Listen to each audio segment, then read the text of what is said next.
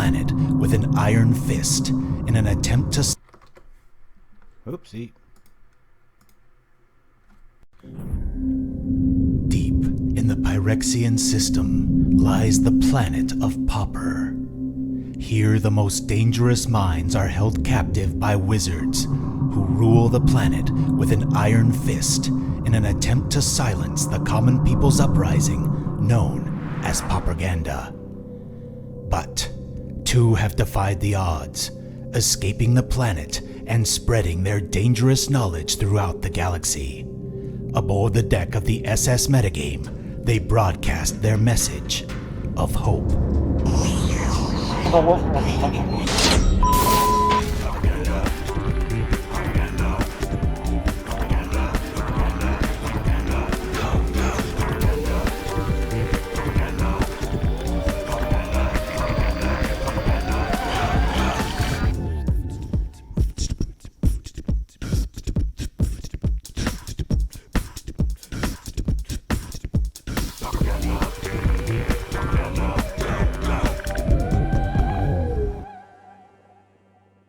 Hey everybody, it's Deluxecoff. It is Friday, and as always, it is Pauper time. We are all about spire mice here, as giving the quote to Silhana Ledgewalker.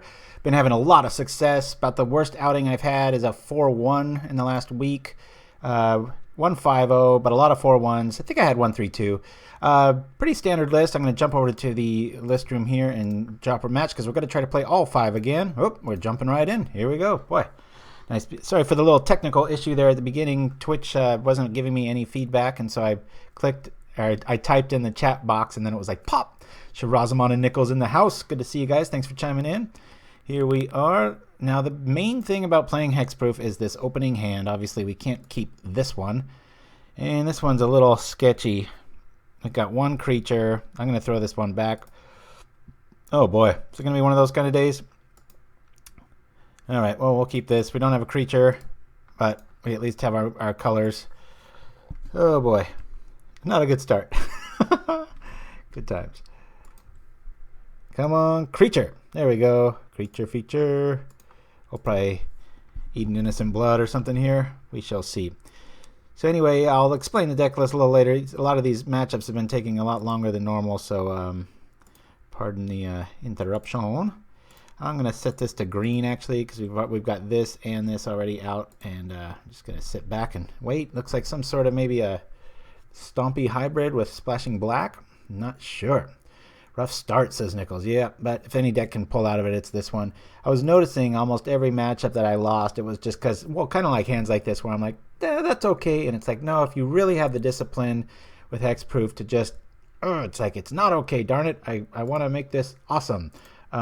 That's when the deck really shines, and you're able to make those sacrifices and such. So, all right, well, barring, let's see, 2, 4, 5. I don't think anything's going to get through this. And then we'll drop off the next one next and go from there. But again, see, pay those dues. And your opening 7 isn't all, I mean, it's obviously important.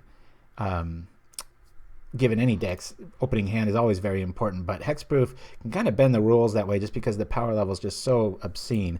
You will get those hands, I'm sure you've all done it, where, you know, you have like 4 of these guys and 3 forests, and you're just like, come on, where's the meat? But for the most part, this thing plays pretty savage. Unless he's got, I'm really wanting to, I don't really want to go all in here, but he's playing black. I'm afraid to discard more than I am an Edict. That's a lie. I'm more afraid of an Edict. I'm just going to try to be the bully on the block. Hopefully we either draw a Rancor, Armadillo Cloak, or even better, another creature. That would be very nice. And if you guys wouldn't mind, if anybody has Reddit access or Discord up, jump on over there and remind everybody what's going on right now. It's Pauper time. It's good times. Let's see. Oh, Crypt Rats. Well, we don't have to worry about that, but it's good to make a note of. Call this Golgari. And I wanted to give a big shout out to Dan Horning of Magic Gathering Strat. I don't know if any of you follow him, but he had a terrorist attack like on his street in Sweden, and he narrowly missed it. I know you're not supposed to joke at a time like this, and I wasn't meaning it as a joke. Let's just say I'm very glad he has Hexproof, because that would have sucked to lose one of our own there. But I haven't really watched the news or whatnot, but craziness. Pulse of Marasa is going to keep him alive, keep him in it. Come on, Leech, what you got? I got to get some life here, or this is going to be not as good as I thought. I've never really liked Putrid Leech. Great card design. I'm not knocking it. But here we go. Ah, boy, what a godsend this is. This is just about as game over as it gets. We got Edict Bait, and we're going to gain life. You know, 2, 4, 6, 8. I could just go for the kill here, but I'm going to go for the longevity. I've learned my math skills aren't so great with this kind of stuff, and I'd rather be safe than sorry. If he's got some great blocker next turn, probably could have killed him right there, but I'm playing it safe here. Hods, good to see you. I haven't seen you in a while. He had, let's see. Oh, D managed to show up this time. Been a long time since last time. Yeah. Yeah, it's good to see you, man. I know Arch Naomi, boy, she hasn't been around in like 6 weeks. I hope everything's all right with her. She's such a regular for so long, and now nothing. So, Are there any unkept spoilers you're excited about? Not really. I think it's a pretty lackluster set so far. Not to knock it. I mean, I'm sure there's some rares and other stuff there, and and that embalm is a pretty neat mechanic. I like that, where you're able to kind of get value out of stuff. And then there's the zombie buffer to all creatures sort of thing. I think that's pretty cool. But for the most part, yeah, I don't think of much making it really main deck. I mean, it's going to be fun to tinker around with, and there might be something along the way of some cool rogue brew. I don't know how many zombies there are in white.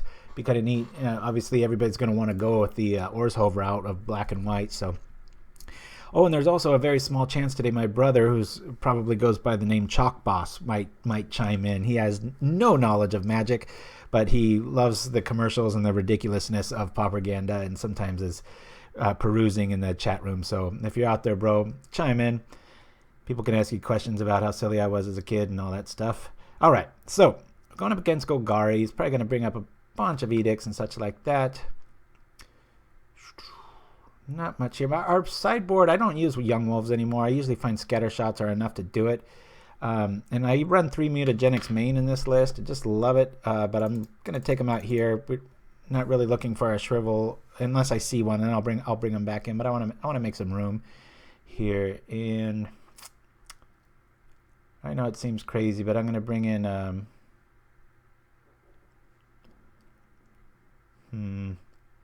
think I want to bring in 1 Flaring Pain just because he might have Moment's Peace. Asha's Favor is a great card. Enchanted creature gets flying, first strike, and vigilance. Against a lot of Delver decks, this is just game over if it lands. And the casting cost is key. 3 is really important. If it costs 1, I might not even want to play it. I know it sounds silly, but Spellstutter Bait. This either calls for a hard counter or other good times. You know what? I know it seems silly. They don't have any flyers, but I'm just going to bring in 2 Scattershots because I'm expecting a lot of edicts. And I'll pull it like that. What I really like about Commune with the Gods, same with my Gond list, is when it throws stuff in the yard, if you have flashback things like Moment's Peace, like Flaring Pain, you're able to go get what you need, and then it kind of fills up your toolbox. So don't negate that little side avenue. Oh, gosh. We got everything we need but a creature. But I need to mulligan this because we need to be the problem here. All right, we'll keep this. What is cool about this is when you do mulligan, this is a very mulligan-friendly deck. You usually see what you need, or just like that. It's like, we need 1 land. Oh, there it is. Good times. And I'm going to pay my dues here. Just drop this and pass the turn. I never regret doing that. MTGO Gato, thanks for chiming in. First time watching your live stream.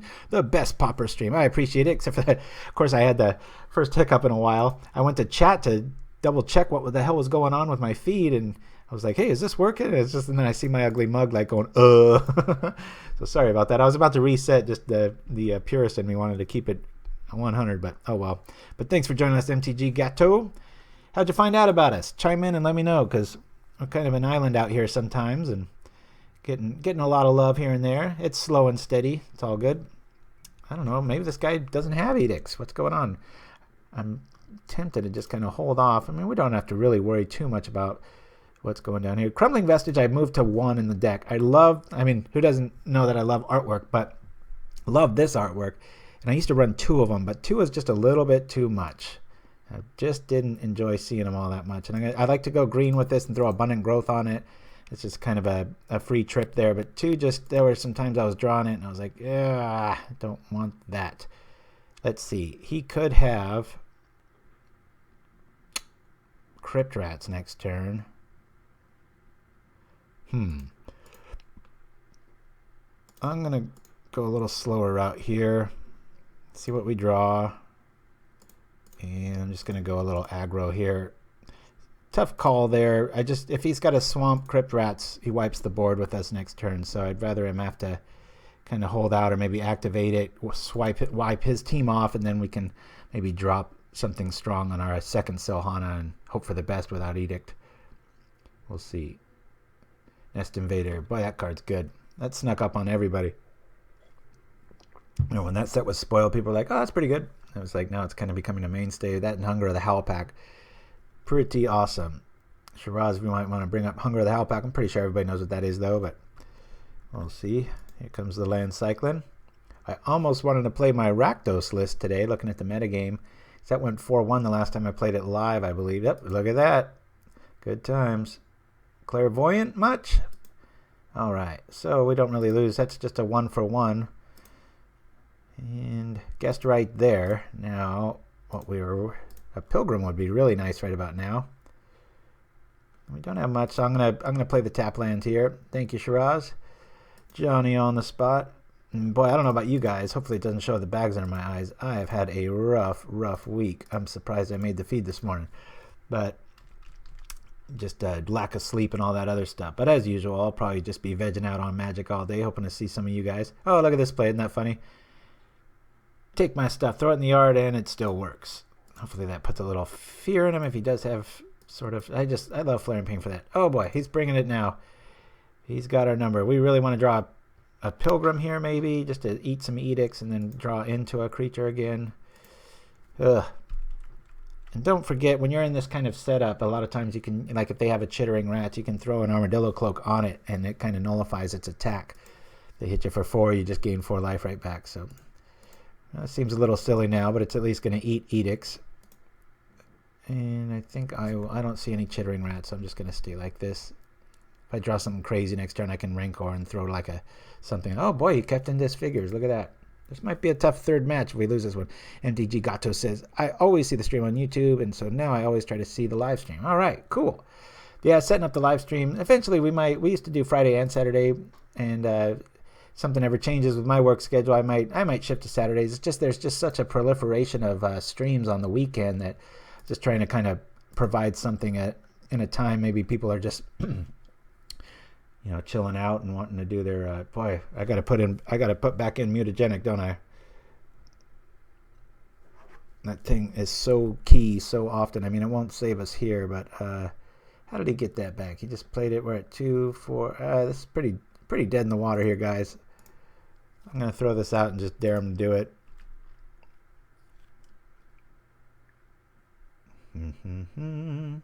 Gotta use it sometime. Yep. All right. Nichols says, looking grim. He's probably holding on a pulse for the rats. Yeah, probably. And I was feeling of the Golgari Persuasion when last night I was playing my Golgari Infect list, which uses Duress and Unearth and the Flying Infect. Not too much slower. It's surprising how good that is. But all right, we're scooping this one. Dead on the draw. He's got Edict in a turn or two, and so we're 1-1 on that. Going into the sideboard eventually. Come on, there we go. 6s. All right. Well, I really want to keep a Flaring Pain in there, but I really want to keep my Mutagenic Growth. I'll bust out all 3 again. I'm gonna lose 1 mask just because we got so much searching. And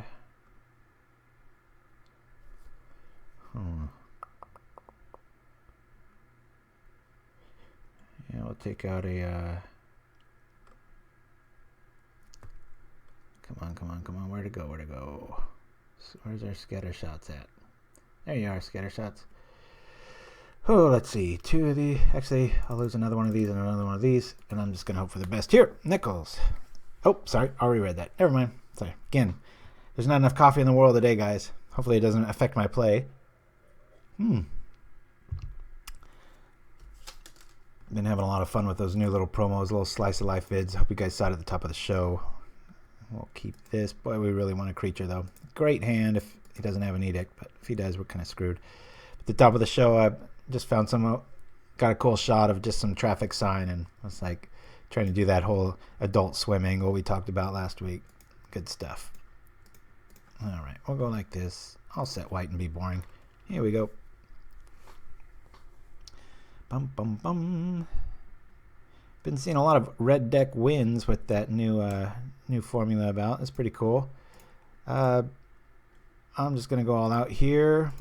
We're going to obviously favor Silhana, but it's too early in the game for rats to matter much. And this is one of those hands where hexproof seems really unfair. I'm going to be very surprised if we lose this one. He could drop a swamp and shrivel, and we're screwed. But maybe that's what he's doing. Do you run Kohani Garden, says Nichols. Nope, too slow. Don't like anything that comes into play tapped. My, Crumbling Vestige comes into play tapped, but it also gives me a mana. So, big sigh of relief there. I don't know his rogue list here, and if he had shrivel, that would pretty much be game over. Instead, it's kind of the opposite here. We've got, I want to get my stuff out of harm's range here pretty quick. Start gaining life as soon as possible. Come on over for 4. If we draw anything we draw forest, it's over because we've got double backup. I mean, it's never over. That's what makes this format so great. We shall see. Not a fan of this art. Oh no, he's going to grab our goods, but we got 2 draw spells, so that's going to make things a little easier. Yeah, I'm not a fan of the garden. Just like I wasn't of the wolves, it was like I was only bringing that in sometimes against Stompy, but then it's like, well, how much stuff do you bring in against Stompy? Okay, this is getting kind of scary now. We should draw into a creature here. Best draw here is another Pilgrim. First of all, we're going to do this. Come on, creature. I said creature.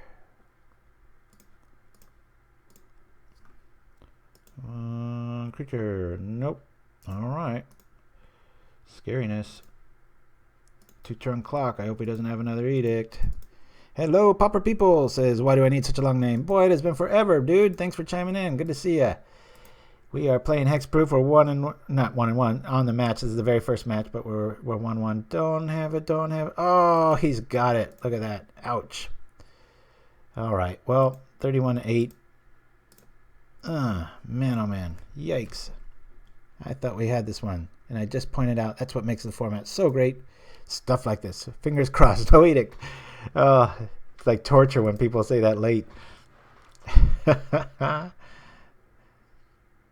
had plenty of wins with this deck this week. I could take a loss or two. Who's to say I won't drop a Silhana here?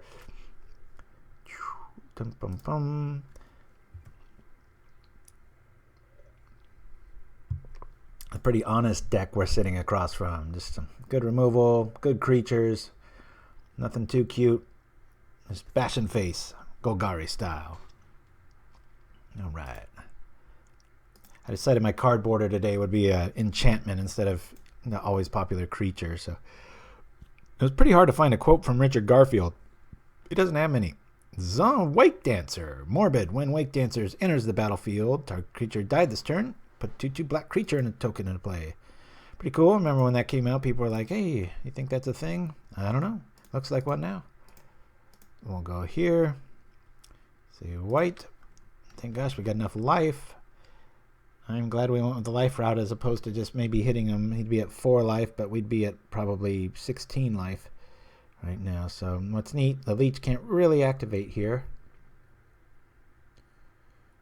Why do you need such a long name? Says maybe the opponent uses leech 3 times. Boy, he's getting pretty close. Look at that. Oh boy. All right, I'll just make him scared and guess red on this one. He's got 3, let's see, 5 lands. We don't have to really worry about Edict Flashback. No counter spells. Uh-oh, he's getting a lot more life there. Just runs back and gets dismissal. Kill that. That would be hilarious, says Nichols. Yeah, that would be. I don't know, can it let you do that? I think, if I remember right, there's a something I tried to do and it just wouldn't let me. And the way it was worded, it was like a 2-life spell. And there, I know sometimes some cards will let you, but again, I'm not the biggest rules guru out there, so I'm not quite sure what the preferred nomenclature is on the rulings of that. So, any Lebowski fans out there? Come on. Son of a gun. All right. Well, I guess we'll do this and hope there's no edict. So when this says if a creature died this turn. Okay, so otherwise it's just a bear. An expensive bear. I'm curious, there's a new cheetah in the new set. Not that it's build worthy, but if you stack up enough of the Shroud, come into play flash effects like the Flash Gordon deck and stuff, and can maybe make that mono color, that might become a thing. I'm not sure. It's probably about 5 years away from having enough quality to do that. But do you still play WW decks anymore? Of course I do. Yeah, we play them all the time. It's just trying to. I think last week we played Orzhov, which had a miserable outing. We went 1-4, but it was one of the funner tournaments. We played all 5 rounds. Oh, backbreaker. Yeah, we're going to lose this one, guys. It was one of the funner tournaments we've ever played. Everything was just a nail biter, down to like one card, and it was really funny because one of you out there, sorry I didn't write down the name, but one of our fans took the same list and 4-1'd with it, so it was just a complete reversal. It just depends on who you face and stuff. But again, the only ones he lost to are the Demir decks, which we were having trouble with too. So I think I ran into just a wall of those, but fun times regardless. Oh boy, we're gonna start this one off with a loss, guys. I don't think there's any way out of this. Dun dun dun. That's 8, 9, 10. Yikes! This is getting grim quick. All right, we're scooping. Sorry about that, guys. I thought, especially after that first game, I was like, wow, this is a WW, speaking of WWs, but I don't really think there was many misplays there. And I really like the Tranquility play from Sixes here, our opponent that we just lost to. Tranquility, I've had this argument with a few people. Argument might be too strong of a word, but it catches everything. It's so good. And whereas, what is it, the instant 1 green, I forget what it's called, it's great, but it's only for auras, and there's so much stuff like Journey to Nowheres and stuff that slip through it that are real popular cards and stuff. But whoop, hey, what's going on here? No, but we're having all kinds of difficulty here. Sorry about this, guys. Hello, there we go. Boy, there's something going on in the background. I'm like, what is going on here? Sorry for all that, guys. Jeez, I was trying to show you the match list, and we'll just jump into this. I think maybe I've got a sticky mouse or something. There's problems galore today. All right, here we go. Good hand. I'll keep. I'm fond of, well, I'm always fond of playing the sands first. To end up being super aggro. I don't know. It's a safe feeling. I know we got the 1 drop. It's just, I almost prefer going second with hands like this so I can see what I'm going up against. So looks like burn. So we want to get our flyer out so he can't do anything about it. And we pretty much win next turn if this is burn. Could be Boros. We'll see. I was thinking the Flash Cat could be interesting in the bug teachings list, says Nichols. Yeah, I like anything Flash, as noted by our Flash Gordon attempts. Loosely said. Yeah, so this will be a win probably. I don't want to get ahead of myself, but burn is like, I think I'm like 26-3 against it, or it's just something outrageous. Because it's just, I mean, next turn we're going to be gaining like 12. Yeah, okay. So that one's over. There's a win. Sometimes HEXPROOF, not sometimes, pretty often HEXPROOF has those kind of games where it's just like, it's over. So I'm fond of bringing in, obviously, Lifelink here, but and we do want to keep our Mutagenic Growths. It's a nice surprise value for pretty much their only card against us, Electrickery. I like standard bearers lately in this matchup. Logic being, every one of them is like a healing salve. It makes them, have to target it. So we're not really too concerned with Commune, Heliod, and we're not the aggro here. So I'm going to bring in just 2 standard bearers, maybe mop up some of the goods here. Little surprise value. It's almost a jerk move because we're so favored in this matchup. It's like you can kind of play a little loosey-goosey with stuff. So I'm I'm not meaning it to be that way, but there's some truth to that. So, and of course, you know, typical of Magic, right? It's like this guy needs all the help he can get, and we draw lifeland, 2 creatures, life spell, craziness. It's good times. That's just how it works. Like if I'm playing against Dimir, you know, they might get screwed and not have any edicts, and they have like 8 in the deck, and we've all been there. That's just how the game works. Hey there, JSEG1980. Good to see you. Thanks for chiming in. And if you're hiding in the shadows out there, just listening and acting like some sort of strange Oswald, please chime in and let us know that you're out there. One of these days, my wife and I were talking, and it was like, yeah, I gotta maybe get a new PC. Mine's pretty robust, but you know, it's about 4 or 5 years old now. And when I get the new one, I'll probably have a bunch of different monitors and just go crazy all out with some stuff. But till then, this is what you're gonna get. All right, I'm gonna play this, get out of electricity range right out of the gates, and then next turn, hopefully we do something cool. It's the only viable white weenie strategy, the go wide tokens build. Oh, of course not. No, there's quite a few. I just got beat to smithereens about was it like Monday night? Somebody just went all in with just soldiers, and they built it just soldiers. I mean, they really had their tunnel vision cap on, and it had the first strike guy, it had all the buffer dudes, and I don't even remember there wasn't anything cute. It even used the reinforced bombardment guy that's a 2/2 flyer, but you can reinforce stuff, which I've always liked reinforced mechanic. And it was just so overwhelming. It was like I couldn't draw my prismatic strands, and it was over really quickly. Yeah. I'm sorry. Whatever this guy, however you pronounce this guy's name, this is like kind of over already. Is this the concession? Is this the pause? All right, so there it is. Or turn through this. All right, so we're up to round 3. And we'll see what we can do when it draws good. Yeah, War Falcon is the boss. I like War Falcon and everything. Spoon, says Paul Dyson. Thanks for joining us, Tick fan. Good to see you. Yeah, I love Squadron Hawk just because even if the worst case scenario, it just stands there and it's just this sentry that kills Delver all day, and who doesn't want that, right? Yeah, the Amonkhet spoilers, I go to MTG Salvation a lot. And by the way, while we're waiting for our opponent, check out Mikey Ruru. He just started up, and I've got a little bias, ego / whatever you want to call it, into this because he took my Gone list and just went crazy with it on YouTube. But he's starting his own Twitch channel and doing his thing. You can tell he's kind of been bit by the bug of Pauper broadcasting, and he's getting into it now. So go give him some support. He's a med student and got some pretty good give and go with the audience and such like that. So good stuff. Anyway, you know what? I haven't even been over the deck list here, guys. Hopefully my mouse doesn't start sticking all over the place again. So we've got 18 lands, all basic forests except for 1 Vestige and 4 Sands. I used to run 2 Vestige. I traded it out. There's too many ticks on the piece of paper of issues. Got the standard disc. My list, big change. I run 3 Mutagenics main. It really gives you some flexibility when you're changing up for the sideboard options. Everything else is pretty standard. I run 1 Commune with the Gods, which fuels flashback cards, and Ledgewalker's best card in the set. Yeah, I should say that. In this deck, 2 Pilgrims to mop up edicts and go get your gems.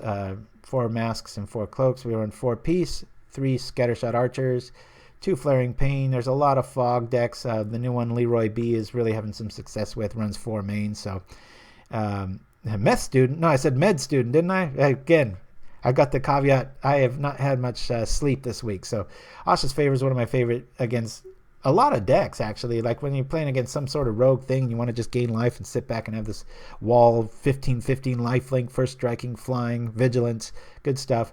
Standard Bearer is so good. Oftentimes I'm like, get rid. When I play against other hexproof decks or people that have standard bearers, I just bring these in. If they draw it first, that's cool. Boom, boom, boom. Just stack up. I used to run Gut Shot. I used to run Journey to Nowhere. I just like being more of the problem. And plus, if you go up against a super big Edict build, you can go like that. So, and then I think rounding out the list there was Lifelink. Just 1 extra little oomph. Probably don't need it, but really like it in a lot of matchups. So. All right, no creatures. Great hand, mulligan. 1 creature, we will keep this. Again, just like Infect, there's quite a few decks. I don't know, any of you out there, this new Mulligan rule is probably the best thing I've ever seen Wizards do. Made the game so much better. Xenolinguist, thank you for chiming in. Let's see, let me catch up on this. You see the card toucher, good buffer against the effects. Yeah, I still don't think it's good enough though, Paul, but I might be wrong. I love the Hyena Umbra in Edict Heavy Environment. Yeah, it's second you run that, then they drop a Journey or something like that. All right, let's see. We'll keep this. And I'm going to throw this on the bottom. Watch, we're running in a Demir or something, but I'm going to throw this on the bottom. And we'll go from here, come out swinging. In case it's, I like to lead with this just because if I'm going first, I don't know if it's Delver or not. I don't want to walk into a daze with our only critter. So, all right, another burn deck. Boy, this is going to be a fast 5 rounds. And I'm going to really try, guys, to play all 5 rounds from now on.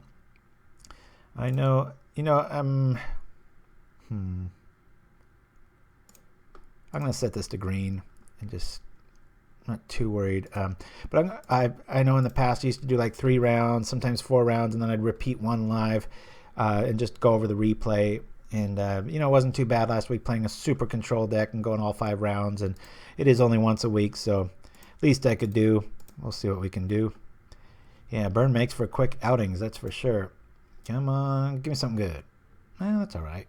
But I'd rather just run over there with a, what do you call?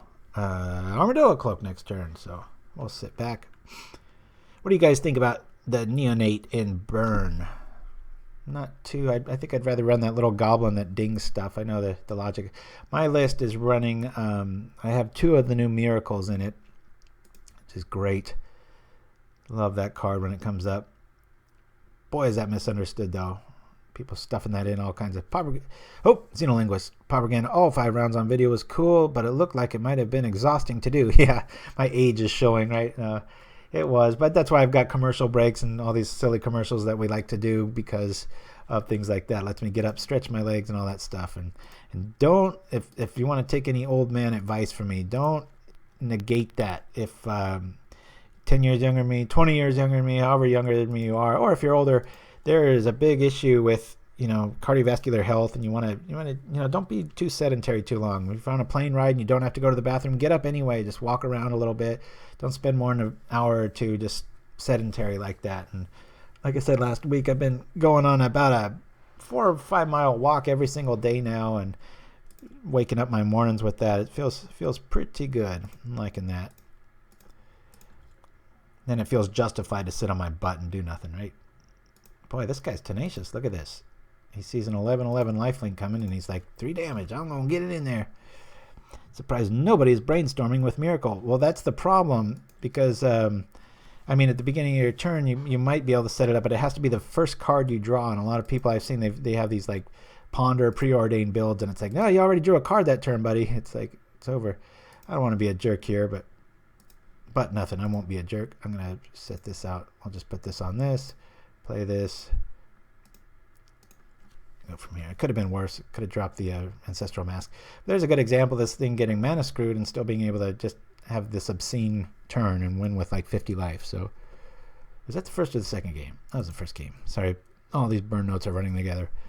Same old, same old. We're going to lose this. We're not really too concerned with aggro. Bring in this. And what was the other thing I was going to bring in?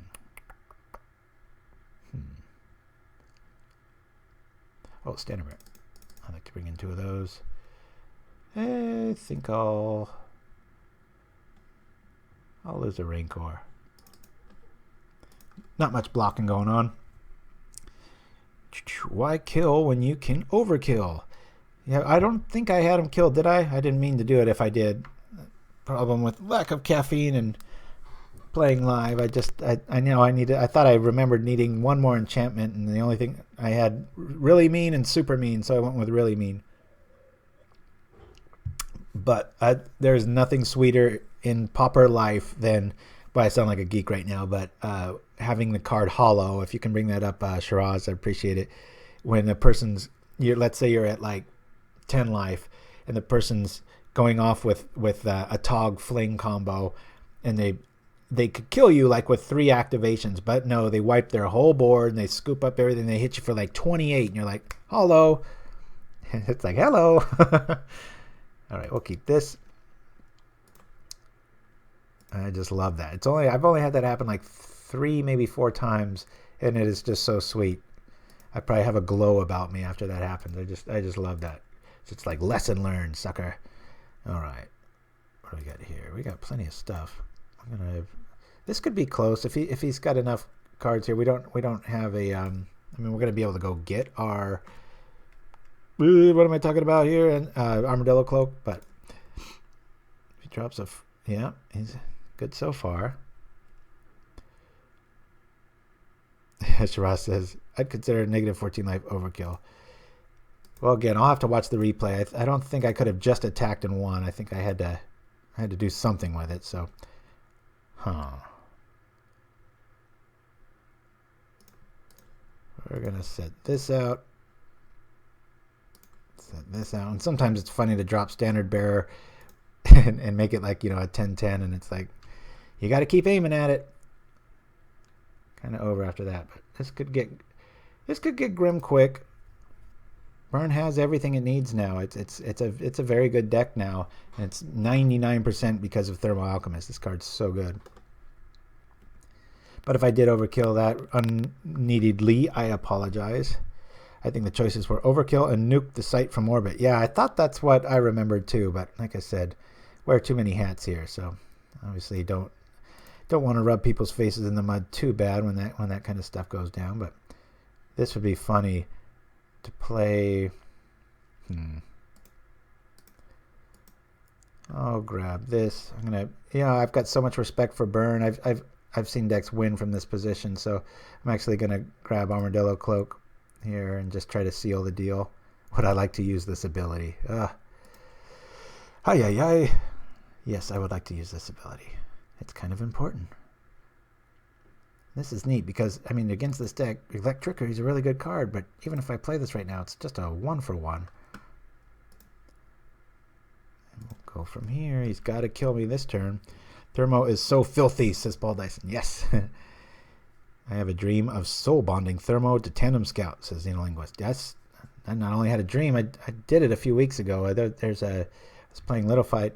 I think that's the one where you, what I really like is Thermo Alchemist with Ophidian Eye, which has flash, and then you draw a card every time you ping. That's really good times. But yeah, this could be over, guys. And like I said, this isn't, lightning bolt, fire blast. Not looking so good all of a sudden. We shall see. Or putting Snake Umbra on it. Yes, that is my fetish, says Shirazma. Good stuff. Yikes. Look at this top deck. It's a miracle. What a well-named card. I like that little subtle texture they put on the top of Treacherous Rat. That little triangle let you know, hey, something going on here, just like with the old flashbacks. We're definitely drawing good here, but I'm pretty sure we're dead here. We're at 1 life. He's got to have it.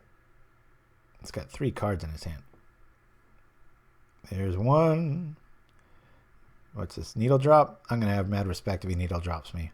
I like to just finish people too. That's, I don't know. It's just artful. All right. So we lose to Burn. Win, lost. Off to game 3. See, got all this good stuff. Got our creatures out. Got our first striker. 1 turn away from winning, but again, 15 life. Let that be a lesson to you. It's never over. I'm just going to keep what I got. Hope for the best. Do have Lifelink for that same reason. So, Cloak shows up, it's a landslide. It's ridiculous. It's over. It's whatever you want to fill in the blanks. When you don't have it, you really want that Lifelink, that 5th one. I like the old flashback, says Xenolinguist. Constantly forget I have flashback options in my yard. Yeah, it would be kind of, I'm sure in the future they're going to have maybe like a little pulsing glow, but I hope they don't, because I think it just favors of course I'm always going to like anything that favors veterans, but of the game, where the person doesn't see it. The biggest one I always see is Prismatic Strands. I'll cast it, one side Wrath of God, and then the next turn they just go all out again, and it's like, do you not see that? Maybe they're new to it. I'm not sure.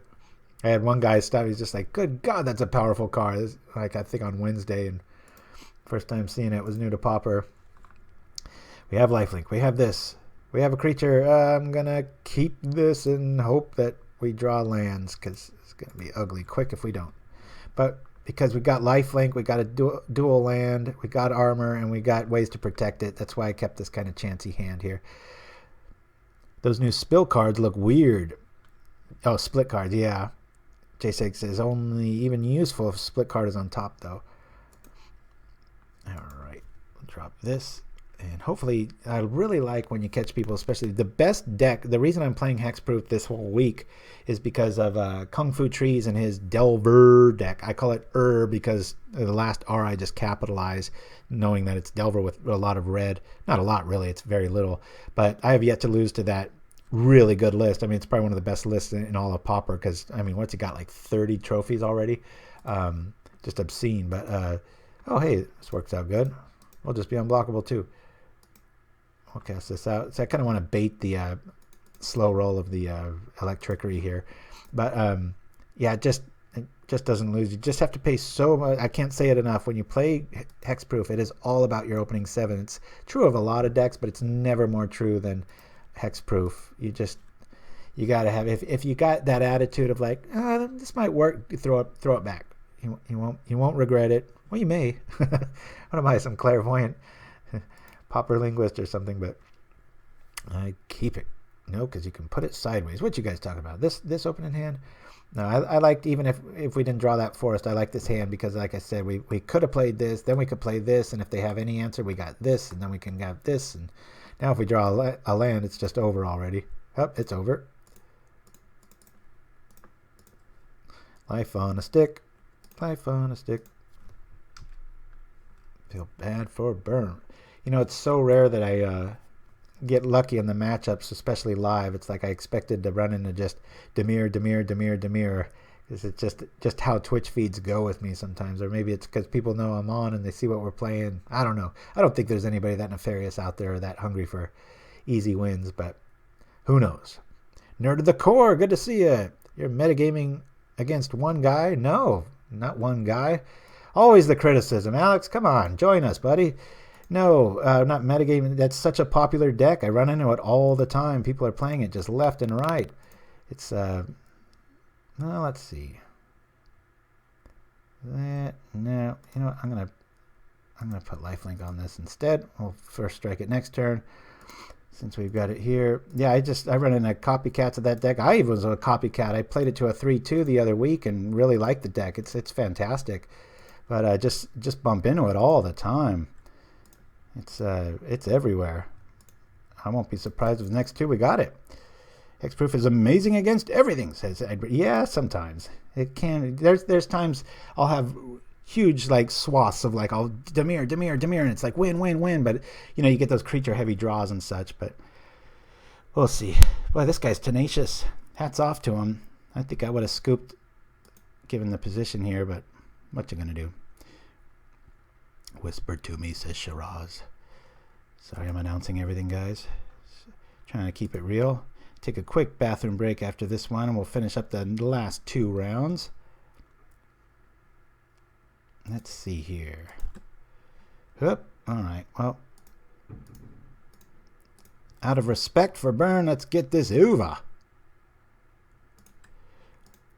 Yeah, believe me, if you play 2 tournaments even in a week, I almost guarantee you're going to see that Delver R deck with just the red. I think his name's Kung Fu Trees. All you got to do is sort by tournament trophies. It's obscene how many he's got. It's obviously a incredible deck. And like I said, I hunkered down. I think it was the night before April Fool's Day, and I played it and was very impressed with it. Had just enough to play it, and it's just a neat study in deck design. It was pretty cool. This guy's got my respect. Just hangs in there till the bitter end. All right, so we're 2-1. We lost to Golgari and beat 2 Burn decks. That was good times. But for right now, guys, I'm going to go over a quick deck list review, and I'm going to use the restroom real quick. Oh, we already did that. So anyway, I'll be back right after these commercials. What's the largest number you can think of? 800,000? 999,000. A million.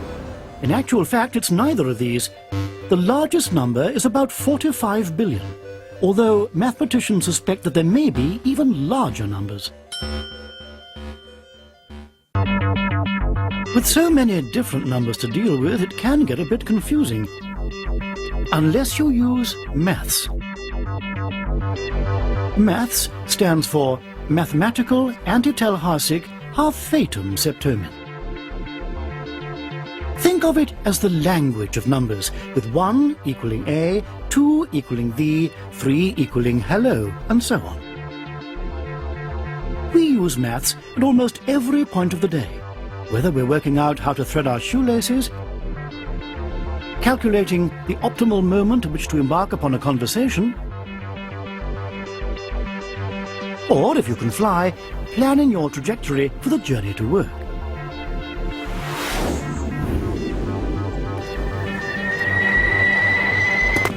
But some situations require a much more thorough application of maths. Let's look at some examples. Have your pen. Is there more to entertainment than 500-channel TV and zillion-dollar movies? Turning the sound up and your mind off? Is there still a place where fun involves thinking, imagining, doing? Some of us think so, and we find it in a game. Magic the Gathering. All you need to play is a brain, a deck, and a friend.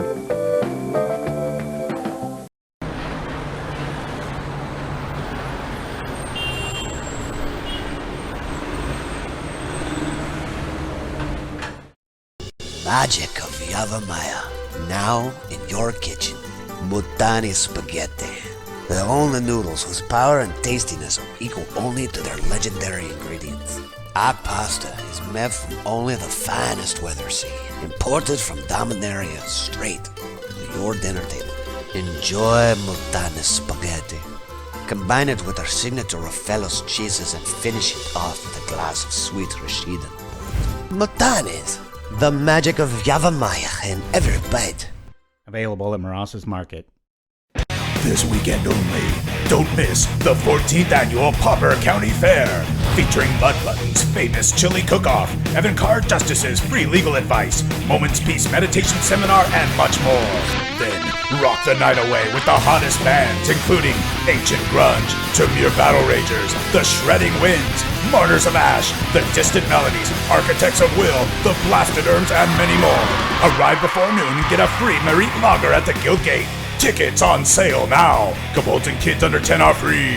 The 14th Annual Pauper County Fair. All proceeds to benefit the Spellstutter Speech Centers. And we're back. Thank you, Xenolinguist. I really appreciate the props and the notice of the Adult Swim style vids. They're actually pretty hard to do. I was trying to superimpose the graphic and then I had to put a texture layer on it to kind of match the grid of the sign and color match and do all kinds of stuff. But yeah, I just like those little slice of life things because any of you out there are like me, you just think about Magic and Pauper all the time, and that's all there is to it. You just see it everywhere. I like the Blasted Erms at the second Ozfest. Yes, good stuff. So, what was I going to say? That Mikey Ruru has been playing my Gone Deluxe list quite a bit, and never mind. I'll talk about it later. We're going to go to round 4 right now. And for our sake, hopefully it isn't Demir, but it probably will be because we're playing on Twitch. Okay, keepable. Would really like to see a land, but I'll keep it. This is when Delver can beat you if you don't draw a land here. Blossoming Sands. It's an island. It's a snow-covered island. Speak of the devil. Is this going to be it? We'll see. Do we run into a daze? We do not. When you see snow covered, it usually means we're playing against aforementioned deck, the Delver. That's how I spell it anyway. Is this a ninja in the making? It is. And we really, really, really want a forest here. No. So I'm going to play Abundant Growth and hope to get a forest. Oop. No. Well, we do have a blocker. Probably walk into a Spellstutter Sprite though, so I'm just going to keep it as surprise value and swing here. If we don't draw a land here, I'm going to have the rare loss to Delver deck. Speaking of which, see, Nerd to the Core, this is Mandark playing the deck I was just talking about. Not one person, it's most people. It's a very successful bandwagoning deck. No offense to anybody. It's like I said, it's just strong. I think we're going to eat it in this one. This is, let's see, should I run in and get rid of fairies? Given the probability that they've got another setup, that's not going to do us anything. Sorry, thinking out loud here. Alright, we'll look like we're on tilt. Going for this. Maybe prevent a something from happening. Go for it. Alright, let's see. I'm gonna pay the life there. I'd rather have my enchantment countered than this. Put him a little bit on uneasy street, like, oh wait, he's playing Mutagenics. Where'd that come from? I mean, it might end up costing us the game though, because we just ate 2. But the logic being, I didn't want another Fairy Miscreant to come down and then a Spellstutter Sprite follow right after it. So, and since we can only do these, just trying to draw some darn cards here. Here we go. Maybe we're walking into a daze now. You said most decks win off their opening hands. Why do you feel that way? Because Pauper is pretty fast. My tournament outings, which is pretty vast, I would argue. It's your opening 7 is just crucial, I think, in any deck, but very, very, very much so in HEXPROOF. It's pretty much, you can have your opening 7 and not draw any more cards is another way of looking at it, and HEXPROOF has a way of winning with just that. But it's also crucial and fragile that way too, where it's like, as we saw, I think in round 1, game 2, where it was just like mulligan, mulligan, mulligan, mulligan, just to get something that's kind of feasible. So, all right, we're up against it. We're going to walk into a counter spell here. But which counter spell do we need? I'm going to go with the Armadillo Cloak. Now, I wish we had one more mana, because then we could, I'll probably do that next turn. What I'm thinking out loud here is that I'm going to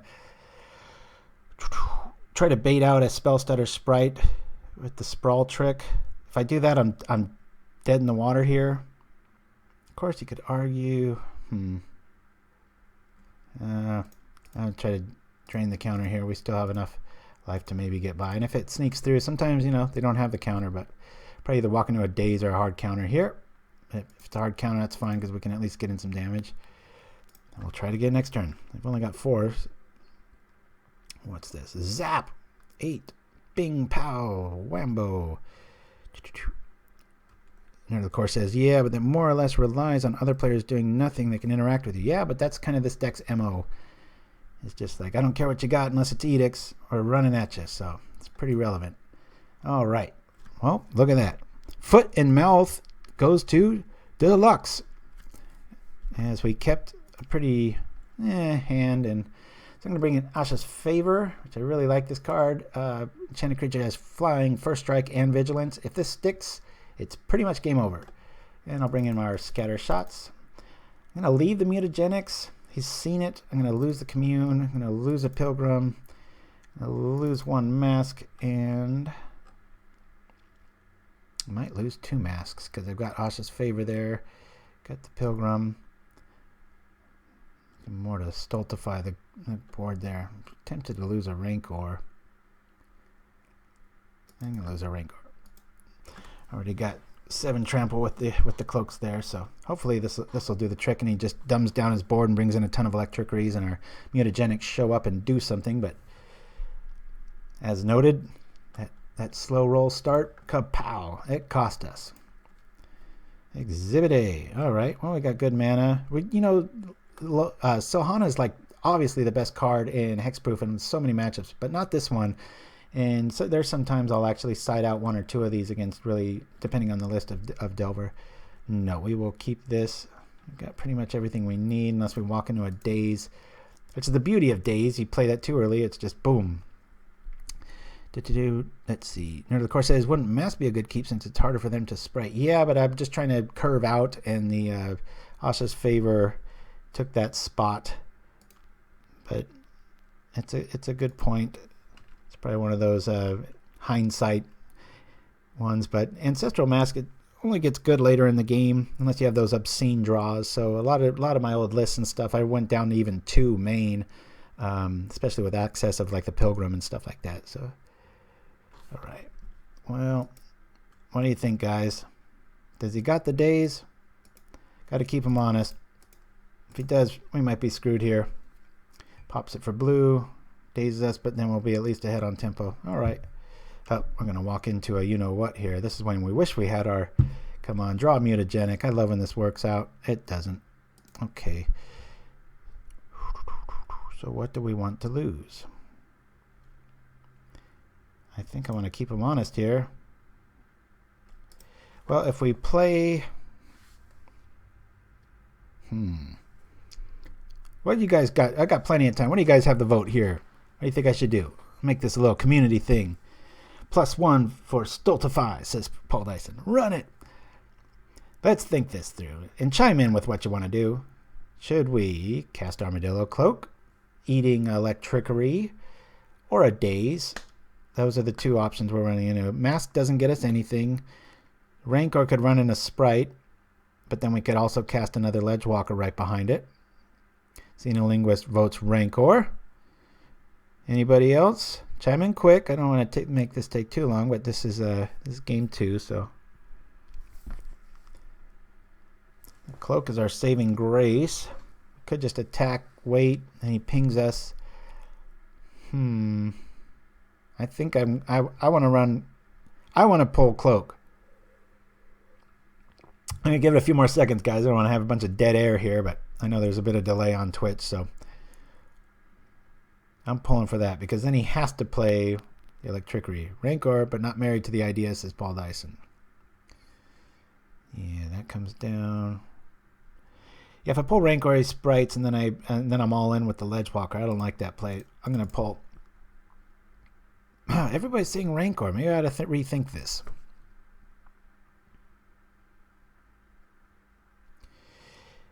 Shroz said Rancor and then Ledgewalker and pray for 1 Electrickery. No. I'm going to go with Armadillo Cloak. See what happens. There it is. All right. Well, we're offset a turn. I think we would have ate that either way. But now I'm starting to see the logic of the group think there. I would have been down just 1 card. Yeah, I should have listened to you guys. I'd play Mask, says Nerd of the Court. Have another Ledgewalker, and it's bait. That's not a bad idea. Force them to have 2 answers. Yeah, talk about playing the long game. I like that. Did not occur to me. Thank you for that, Alex. I just saw it as a 0-0, but yeah, it just kind of pay dividends later. Oh boy. Boy, oh boy, oh boy, oh boy. I'm going to play it. I mean, I don't want to walk. He's got counter next turn and spell stutter. I think there's only 3 of these in the list. Let's see if he's got another one. I'm glad you didn't listen to me, says Shross.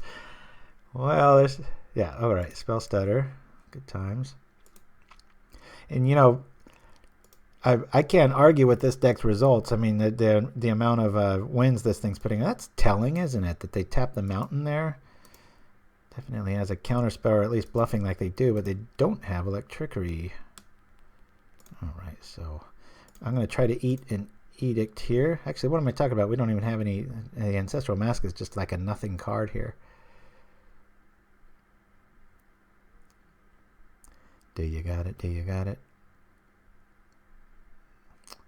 All right. Well, I'm going to get out of range of any sort of... Okay, hard counter. All right. Well, let's see. 3-2, he's drawing cards. Still have to worry about that Electrickery. Gosh, I want to draw a Mutagenic Growth, followed by like another Mask or something. That'd be good times. Sprites coming. Sprites in hand.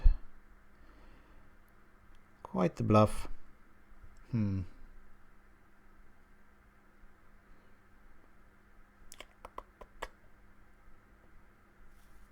I was just saying how I almost never lose this matchup.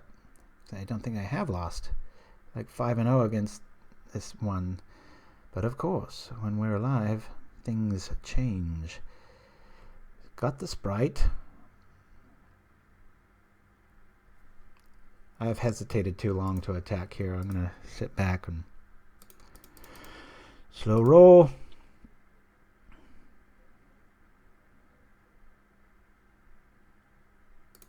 Bolt to the face. But what I was saying is that this deck is so, it's putting up such good numbers from just a variety of people, especially Kung Fu trees, that, you know, when I look at it, I'm like, if you're going to go in red, man, go in a little bit heavier. It's, you know, have some more burn, have some more of this, have some more of that. But can't argue with results. Not that I play it much, but and like I said, I played it as is and went 3-2. I lost a mirror, won a mirror, and I forget what the other two matchups were, but it's just it's a really neat deck study for Magic in just the sheer. He's probably got another Sprite if that signals anything, or a Ninja, but Ponders in the house. What was it? Oh, it really showcases the level of importance of just a low curve, being able to just do so much. Like there's no snap in the deck, and it's like, God, it's such a great spell if you can consider it with Vapor Snag. But in the end, it's like, well, it's actually not as good because it this and this. So here we want to draw Armadillo Cloak because we want to bait out the Ethereal Armor and then start maybe gaining life and pulling this out. And that's not meant to be, guys. We're dead. So our only chance here is if we maybe pull a bluff of like 3 of this, 1 of this, and he doesn't bite at this, but he will, and we're dead. So there's a good showcase. We ran into not Kung Fu trees, Mandark, destroying us with the new Delver R deck. That's a first for this list. In fact, I'm gonna go log it. Delver R, 8-1, so now it's 8-3. And before that was Burn. Let me log this real quick. Sorry for this, guys. That would be 4 wins, so that's 27, 1 loss, 5. And then Golgari Rogue. I'll just, no offense to the brewer, I'll call that Rogue Junk. It's just a note to self sort of thing. And we are 2-2. Holy crap, this is getting scary. How does Hex go 3-2? It's the least it should do. Like I've always said, I'm about negative 20% of skills when it comes to just trying to broadcast, entertain, roll the commercials, do all that good stuff. Apologies. I think the last time we 5-0'd, what was that? An Elf list or the Gond list? I don't know if I played the Gond to a 5-0 live or not, but it's a good hand. We got flexibility. We got all the good stuff. We will keep this. Dun, dun, dun, dun. In Boston, we call it a diva, says Paul Dyson. Nice. Killer Tofu, good to see you. Thanks for chiming in. And it looks like we've got Stompy. Not really want to see a Ledgewalker here early, but we'll put up our little fences here. Have at it. Yeah, there's that New Jersey event coming up. I think I rolled to it with the Augur of Bolus art. I forget what the gaming company is out there, but we'll put up some sort of free ad for them just to help kind of promote Pauper, even though I'm about 4,000 or 5,000 miles from it. Delaware, says Killer Tofu. All right. We'll have a little bit of an explosive turn there. Poink. And see what we can see. Yeah, typical Delver usually has a better matchup than the Delver R deck. I think it's just a tempo thing. But let's go from here. Next turn will be good. This turn not so much. Yeah, I gotta go white on that, even though I'm feeling a little behind there. Come on. Ethereal Armor? Nope. Just as good, though. We'll be alright. And there's a lot of times with this list, too, Mutagenic Growth in Game 1 against something that doesn't have the goods. There's so many blocking errors that it causes. I think I mentioned that on Facebook, where you're coming over with 6/6 trample and they're at 8 life and they're just like, no block, and it's like dead. It's just it's always on. It's always good. This might be close. Quarian Ranger shows up. I think we lose this one. Nickel says, it's all right, Cuff. You still play better than I ever hoped to be, even while twitching. Oh, thank you, buddy. Sometimes. I tell you, I see how other people twitch, and I'm just on one computer doing it all from like one keyboard. That's why I sometimes have those little hiccups. But there we go. Speak of the devil. All right. Well, we'll get our life in here, and we'll gain some more. And I think we'll pretty much be able to shut the door next turn.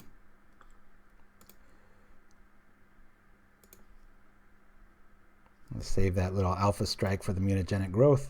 Of course, we draw it now against Stompy when it's good against Delver. But what's neat about running and having the discipline to kind of play like a meta card like that in a main deck is it offers you a lot of flexibility in siding in and siding out cards, which is often a problem in a lot of really tight builds that you're super happy with and you like the card selection and stuff like that.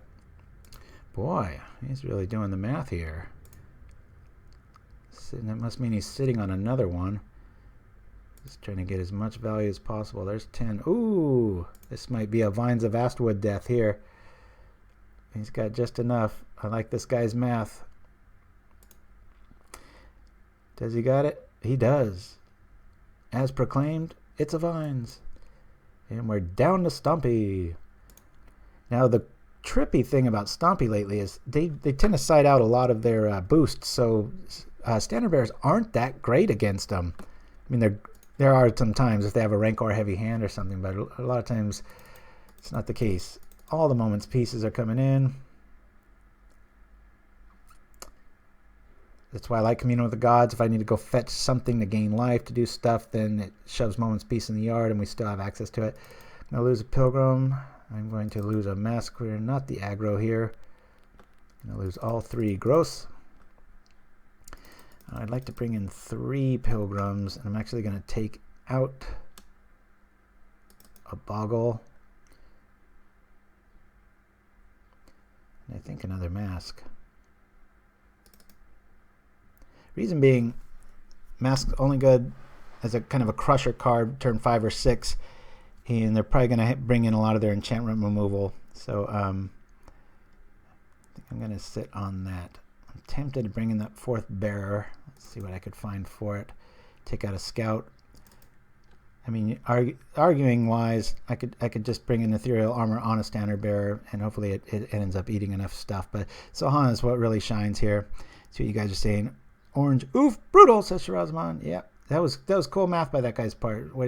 That Stompy player we just played, that's a very typical example of something that's a no-brainer if you're just playing and focused and you're in the game. Whereas if you're on Twitch, for those of you thinking of starting Twitch, that's the kind of stuff that you miss. Those little 1 point here, 1 point there, and it's great for the format. We're out here all holding hands and enjoying Pauper and promoting the format and all that stuff. But just know that going out, if you're sometimes it's brutal when you're broadcasting live. Nickel says standard bearer should bring you the win. Should. Yeah, it's just this last month a lot of the Stompy pilots have really kind of edged towards the Bone Splitter tech. They keep in Rancors, and that's about it. They don't bring in much else, and a lot of enchantment removal and stuff like that. So sometimes it means the difference. I like this. We've got life. We've got defense. We'll keep. I'd really like that to be a Silhana because then it's just unblockable, but what you gonna do? Paul Dyson says, thoughts on Singleton favor of the Overbeing. Yeah, you want a Pauper GP jersey with that one of in my list. I haven't tried it. I'm such a purist with mana curve. I just hate, already paying 3. It's like, it better win me the game. And I know you can argue that it can win you the game. I guess the short answer is I'm just gonna have to try it, Paul. I like the ability of, I'm not quite sure, does that read that it goes in your graveyard? Because what I do like about Commune with the Gods is that you go get something and then it throws stuff in your graveyard, and then you have like kind of a toolbox sort of mentality there. Dun, dun, dun. Oh, favor of the Overbeing. I thought you meant the go find 2 or 3 enchantments, that one. Yeah, favor of the Overbeing is the blue, is the Simic one that's 1 and a blue aura green, and it gives vigilance and flying. Yeah, just for a spot. I don't know. Never been too much of a fan of it. You could probably might be better than Asha's Favor for that reason. I mean, the logic's still there, except let's see. Oh, here we go. All right, gotta stay on target. You guys playing for the enemy here? Distracted me. I almost forgot it was my turn. There it is. Yeah, sorry about that slip up, guys.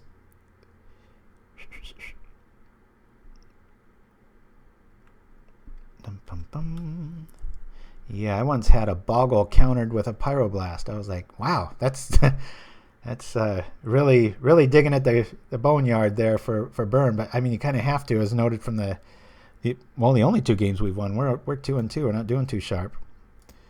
All right, I'll go here. Hope I get the Blossoming Sands here. I don't really like to rely on land enchantments if they have multiple Gleeful Sabotages. It gets pretty I don't know, lackluster.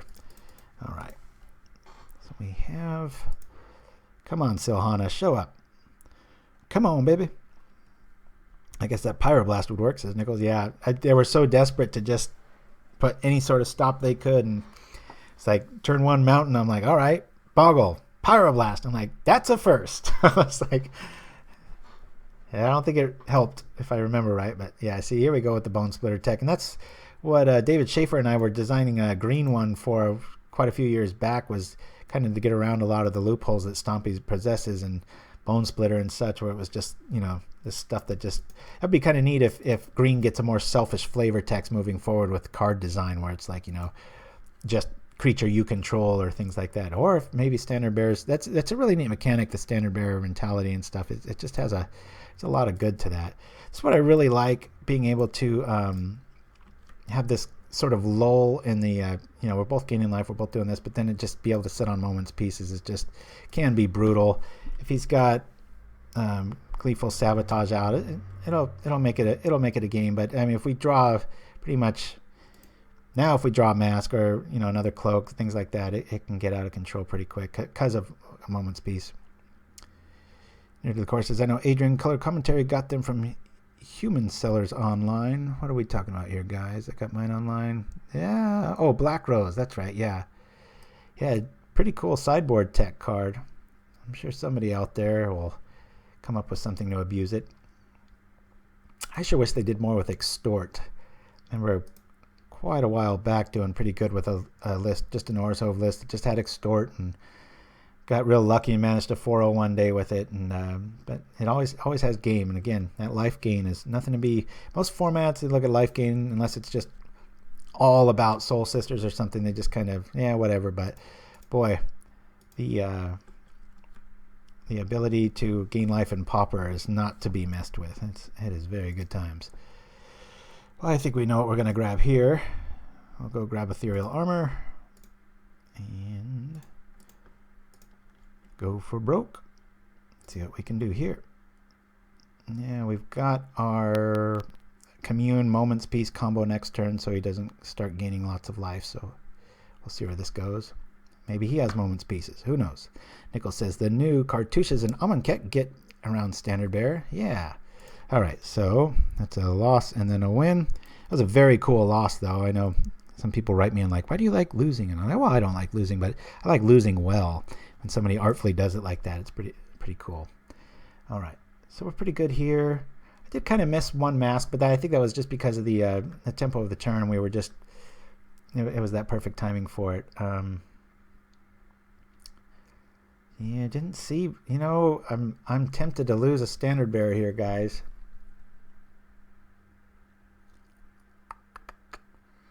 Very tempted. I'm going to lose, my hunch says lose a Standard Bearer, add a Mask. Just seems like he almost had no enchantments there. I'm sure he does, and we're probably going to pay for it now. But Shra says, yeah, I tried 4 to 5 bots looking for them yesterday or the day before. All right, a good hand. I'll keep this. All right, a bunch of Bone Splitters up. Opponent's down to 4 cards. We better win this one.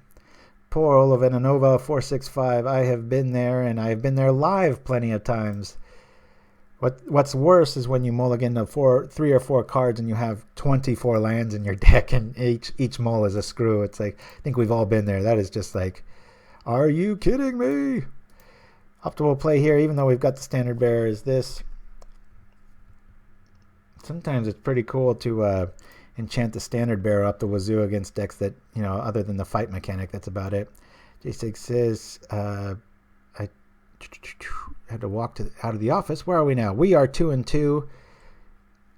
Surprisingly, we lost to Delver with a capital R, the little splash snowy mountain ones. Can never count that one out, that is for sure. All right, well, we're going to kind of go the obvious route here. Say white. Yeah, you know what? I'm going to slow roll this, and I'm going to just drop a standard bearer and pass the turn. This gets pretty ridiculous next turn, and seeing this up makes me kind of want to slow roll this turn. We're at 20, he's at 20. This usually portends to a, what is it called? The grizzly creature in the woods. The +3 giant growth permanently. Oh, I'm having a senior moment. You guys know what I'm talking about. So hopefully he's sitting on a Rancor and some cool pump spell. I mean, worst case scenario, I think all we take is 2 here. And most of the fight cards. Do you guys know of any fight cards that are instant? I don't think there is one. Speaking of, I had a few emails this week about the White Infect list. Some of you are having some pretty good successes. No 4-0s yet, but some 5-0s yet, but there were some 4-1s that I got an email. I think it was from Focus, but the double strike, the double cleave, older card, but still pretty awesome.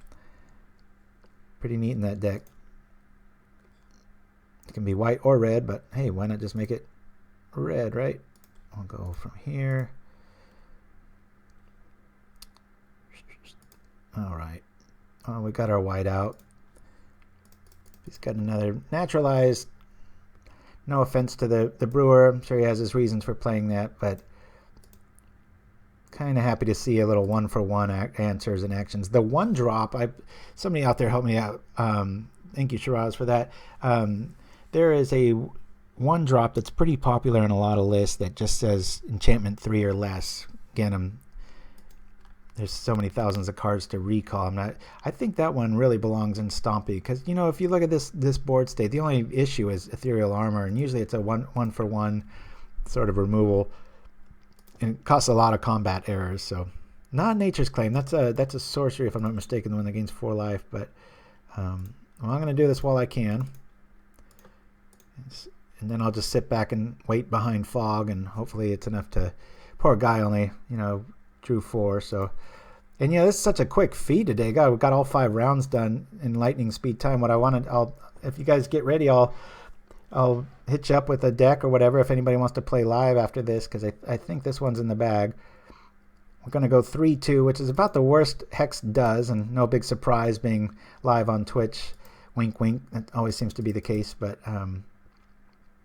and don't make any mistake. I mean, we're favored against Stompy, but not by that much. It's about 60-40. Again, all that just opening hand, and it's really made me kind of question Standard Bear lately. But just the other day, you go against Elves. Standard Bear wrecks Elves. They're Timberwatch. Has to focus on it, and so take a lot of time with that. And so we break even. We get a chest out of it and such. But well, that's the list. Mikey Ruru has been. I pimped out his channel earlier. He's been going off on playing my Gone list that went 5-0 a few weeks ago. But yeah, if you guys are piloting this list, you want to see me play Burn? All right, well, I'll go do that in the casual room, or before I get there, if any of you want to just challenge me, knowing I'm playing Burn, and I'll play you live, and we'll go a little bit longer here because that was a very fast tournament. Thanks to Burn for showing up. But Commune with the Gods is really the engine that makes Gone Deluxe. Sorry, I know a little ego in there, but it just helps me with all these names I've got between Gone Tokens, Gone Deluxe, kind of like my little eye trigger of like, okay, that's the one I like to play. But Commune with the Gods is the fuel, and citing this out is really folly. There's cases for it, but very rarely, because you're able to just go get your life gain against aggro deck, and oops, I threw Prismatic Strands in, or oops, I threw Rally in, or all this stuff. The change I made to this list, it was, sorry, I've got the little cards going here, guys. I brought in Oblivion Ring, kind of a catch-all. I wasn't, the last one ran the Ray of Revelation with the flashback, but I'm just liking the catch-all of Oblivion Ring here. And believe it or not, you know, tokens obliterates Delver. There's no question about that.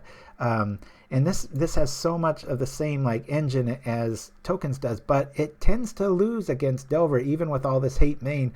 So that's why I run 4 aerial volleys main. So anyway, unless I see a burn coming up, let's see. This is my burn list as of right now. I'm not quite sold on the Magma Jets. I think it's a little bit of that new card smell. I'm guilty of it too. Happens all the time. But I do like 2 Thunderous Wraths. I love 18 basics. I think that Seattle tournament that just won, the logic was the same there. And the only creatures we've got in this build are Thermo Alchemists. My logic for the Magma Jet is Keldon Raiders, actually, or Marauders. Against good players, even average players, and medium scenarios. Not those games where it's like, get out of my way, you drew bad and it's over real quick. Of course, Marauders is awesome and it hits for 5, but the majority of the time it hits for 2, and it's really nice. I like Magma Jet in its spot, and I treat Magma Jet as another Searing Blaze, where I allow it to go zing something that kind of keeps us alive because it sets up our next 2 turns. So let's see, Paul Dyson says, Jet strong and burn, seen it turn up in RDW. Yeah. So I'm just going to jump over here, and since nobody's challenging me, we'll see how this burn deck does. Oops, nope, not that one. Brian E., one of my old favorite tournament regular players, really good at Demir teachings and such.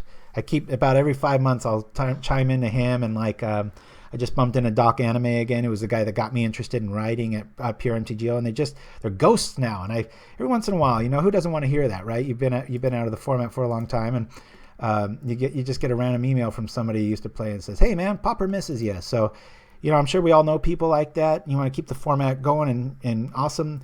Results. Thanks. Good to see you chiming in. It's nice to see a new face to try to pronounce.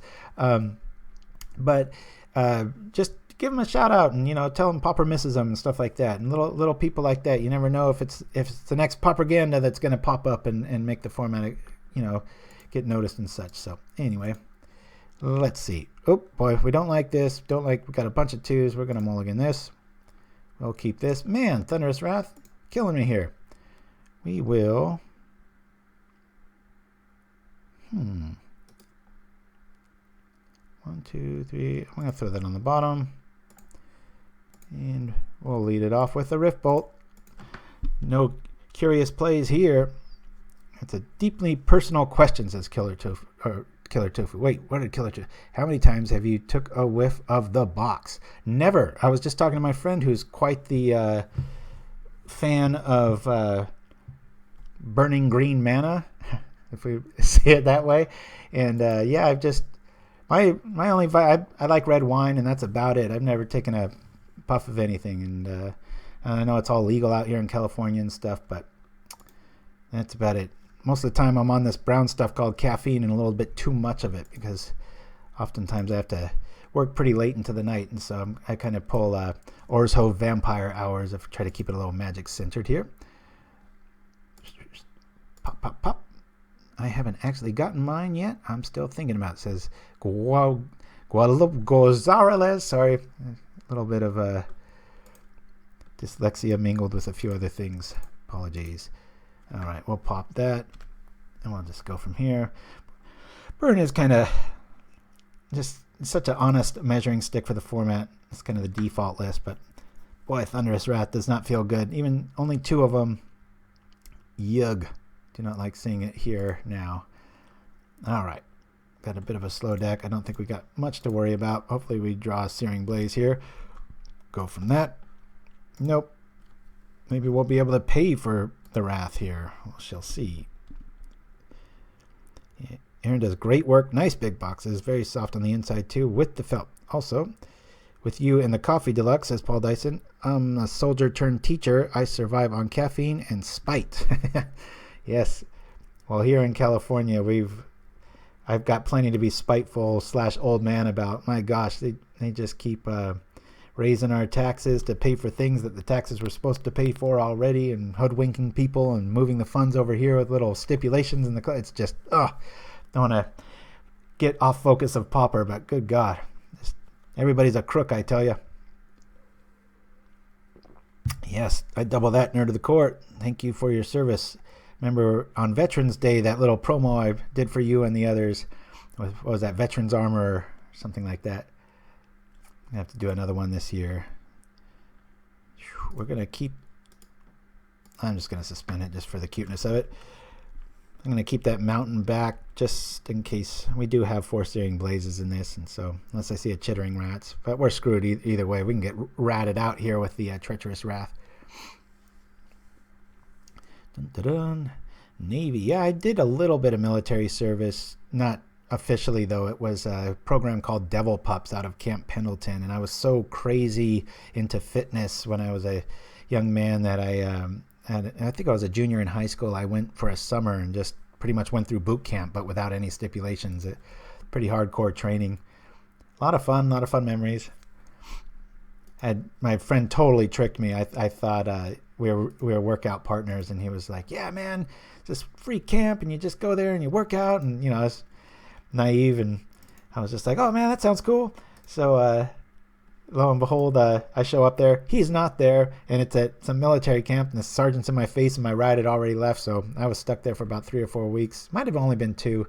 Memory does that as time goes on. It was like, oh man, it was 4 years, and it was like, well, actually it was 4 days, but it was pretty cool.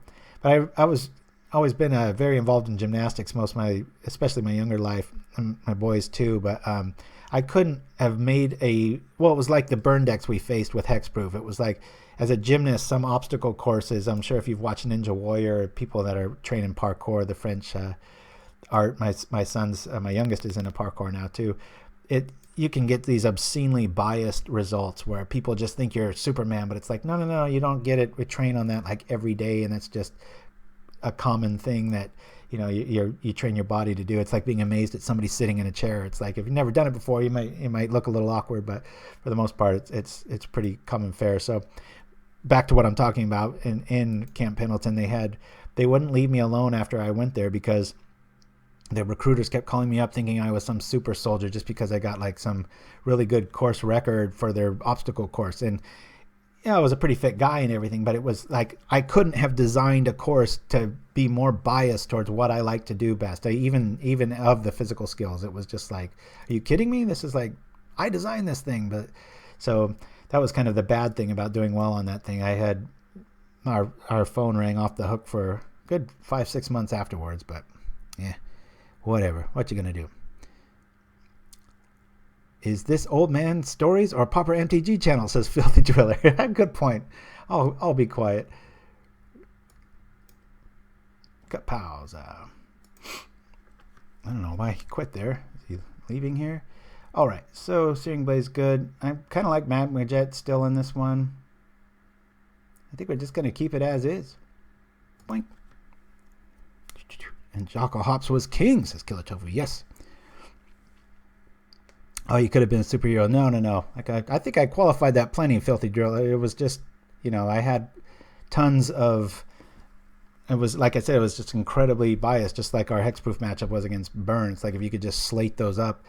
But that was about my only military experience. I tried to get you into it, and just wasn't my thing.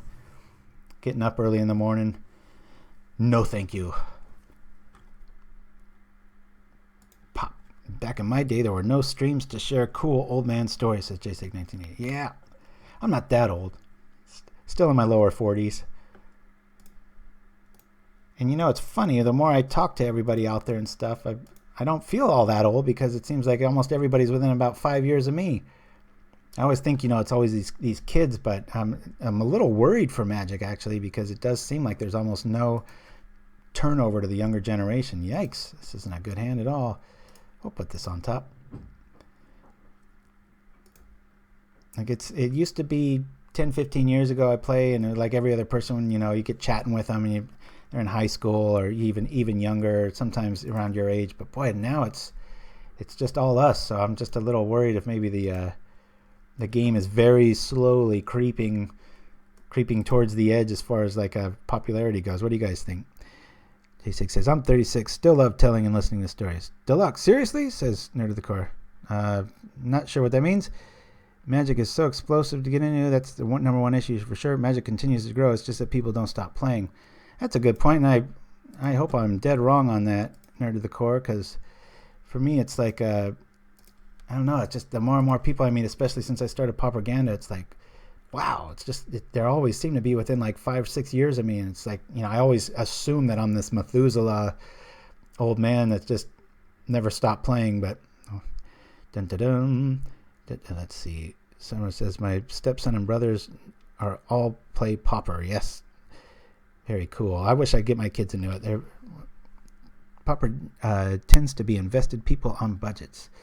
Yeah, like I was saying though on Facebook, I sold all my ensnaring bridges, which were 7th edition white borders. So believe me, I had no problem getting rid of those. I only have like 3 or 4 modern decks with them in the sideboard or based around them, and they weren't very good.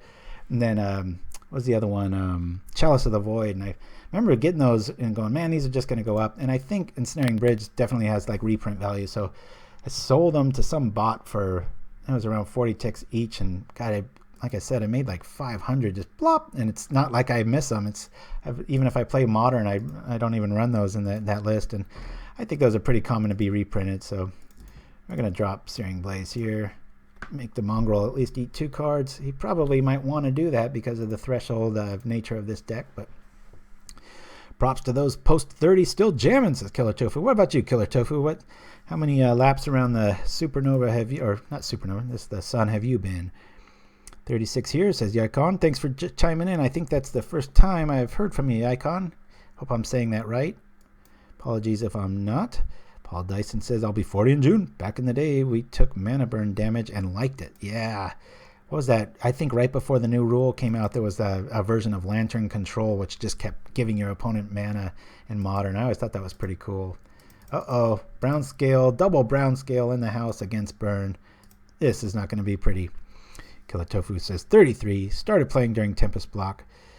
Play Modern. Let us more about that. Would love to hear it, says Plain Filthy Drill. Yeah, I think when Alex, maybe you can remember the year of that. And it's great having you here, Nerd of the Core. It's nice having another person to throw off all these crazy Pauper references and stuff. But there was a quiet time when Pauper was down. It was like there were no tournaments. It was like a 3 or 4 month period. And I brewed quite a bit of Modern then. Sold off a lot of my tickets or boosters and got into Modern, but yeah, just few and far between. The only good outing I had officially with Modern, and like when they had those big PEs, was I ran a land destruction deck that used the what was it, the Rune Blaster, Bird of Paradise. It was just, it's somewhere out there online, but I ended up, I think, getting 2nd or 3rd place in one of the PEs, those like 9 rounders that just take all day. That was pretty cool. I really like Infect in Modern. I really like Golgari Infect in Modern. I just love that Phyrexian Crusader. It's like protection from the format, it seems like, with being red and white. I'm mostly watching on YouTube, says Yikon, today, but decided to watch you live, and I enjoy it. Well, we enjoy having you, and thank you for chiming in, especially, and letting me know you're out there. Nerd of the Core says, it was right around Theros. Me and Siri tried to organize a community tournament, but some people decided to ignore us and not buy in. I know what that's like. Boy, I tell you, trying to get wizards to notice Pauper sometimes, outside of just, not banning it or doing stuff, is feels like repeatedly running into a steel wall that's about 4 feet thick. That's why when we had our nice little homage to Algora Bolas, our preview card, just wanted to go all out for that, because it was like, good times, finally, notice. This one's pretty much over. We're going to be taking Fire Blast Plus every single turn. I'll Magma Jet here, see how grim the future looks. I don't really have much graveyard control. We started off with double Golgari Brown Scale, so this is, oh, alright. I'll say top on that. Bury this. Maybe he'll underestimate us and we can, I doubt it. He can only gain 2. We'll see. Finally noticed I've been getting preview cards since Origins, I think. Yeah. Well, we've only been trying through Pauperganda since for 1 year. It was nice to get some notoriety there. At least finally a answered email back. I think if you go back in time with the videos of Pauperganda, especially when we started doing Twitch, you'll see me lamenting over the months of just like, good God, what's it going to take? I feel like driving up there, knocking on the door and handing him like a Pauperganda care package. Be like, hey, by the way, look at this, you jackass. Yes, I'm sure calling them jackasses probably isn't the best strategy, but believe me, it feels very warranted. All right, so we're pretty much dead here. I'm actually looking to get a mountain. See, bottom, top, spike. Why did I put a mountain on top? I thought we were going to drop. Trying to chime in and do all this stuff too much. We're losing this one. I don't know why. I'm just going to scoop this one. Guess we got to draw a mountain next turn. He's at 7, which would turn into 9 if he wanted to. So I think we have to get over the fact that Wizards has given us an official format online Pauper. That's very true. And the official rule set, and we should use it. Well said. Yeah, I do too. It's you can always dream though. I just, especially with the Seattle-based tournaments and the one in Milan and stuff. There's such a, and I've been trying to build up my paper collection. I've got like 4 or 5 kitchen table sets of popular Pauper decks. They're about 5 or 6 years old though. So I was like looking for Battle Screech while I was in Sacramento for my brother's surgery, and oh my gosh, I spent 2 hours looking through boxes of everything, and it was I didn't find one Battle Screech, and you can order them online, blah blah blah, but it was really telling. It was like, wow, this is a thing. So that's kind of been our pipe dream. If you're new to Pauperganda or all that stuff, is just bring such a notice to the format, and maybe have it be seen by enough people that they catch our MO of like, hey, maybe just an online set for the masses. But it would be really cool if they just were able to help those little mom and pop stores that want to just, because there's a place in Manhattan Beach, there's a place outside of San Francisco and Oakland, and when you ask the owners, Pauper's that's like one of their biggest draws, and it's just shocking to me. I mean, it's a pipe dream and it's coming true in a few places, but there's such a drought of cards that I don't know. I just think it would be a really cool thing for Wizards to just, they could just put new art on them, and then you get people that aren't even interested in Pauper that want these commons, and just make it almost like a Pauper cube or something where people are just like, oh, finally. And I think it would just be a good business decision. I mean, they already got the prints ready, and probably got artists chomping at the bit to get on there, and who knows? But that'd be pretty cool to have a paper set of just, and of course, wouldn't it be cool if it was the actual Pauperganda symbol? But doubt that. Too close to the Boros one. Oh, I'm talking too much. Oh, let's see. Thunderous Wrath, Magma Jet. I wasn't too into seeing Magma Jet that game. That Trickery, no. I'm going to bring in 2 Molten Rains and hope for the best, guys. Boink. Heart's not too into this one. That double Golgari really felt like it. Pauper Masters, yes, a single linguist. Agent Scythe, thank you for chiming in. I think that's the first time. We had it for a while here in Chicago using the online list, but it died out. Might see if they revive it now that Drake is gone. Yeah, it was funny. My old friend Paul Grassoff, who he edited a lot of my first work when I used to write articles, because my hominin misuse and dyslexia is off the chart sometimes. But he was just in outside of Oakland and went in to buy some new cards. Just he likes to buy 3 or 4 other new set and just kitchen table it, and then 3 years later he does it again. But they had signs for Pauper stuff. There were people playing like a small tournament there. And he asked the owner flat out, and he said, yeah, Pauper's like the big thing. And I was like, wow. He's not the type to exaggerate or lie to me either. I was just like, damn, that's pretty cool. And then in Sacramento there was quite a scene for it, and it was pretty hopeful. I was just like, wow, maybe this isn't some silly pipe dream, but we'll see. Pauper Masters, all elves with new Gwei art. Oh, you and Gwei, Tyson. But I can't argue that. She is pretty awesome. Very cool person, too. Pauper community in MA is pretty strong. To be fair, we have a lot of Magic players around here in general, says Paul Dyson. Yeah, man, I gotta move to the east. Hello, everyone. Pauper Tim, thanks for chiming in. Sin Cons, hey, finally cut you live. Here's your Chilean fan. Oh, Chilean, I love me some Chilean sea bass, one of my favorite sushis there is. I've never been to Chile, but I love high altitudes, so thank you for chiming in. All right, we're hitting for burn. We already played an entire 5-round tournament, but it went really fast. We went 3-2 of those of you joining late. And as always, this will be on YouTube. Here comes one of the best cards in Pauper, Thermal Alchemist. Man, that is crazy. That was just so well timed for burn. That just the love. I remember Little Fight was just so tickled when this came out. Paul Dyson says, I live about 10 miles south of Boston. Holds weekly Pauper events. Guala says, thanks, Paul. Let him know. And also at the end of this, I'll roll to a few commercials, and then I'll put up an advertisement for something coming up. I think it's in New Jersey. I've promoted it a few months ago. I think I got word of it, but it's coming up in about 2 weeks.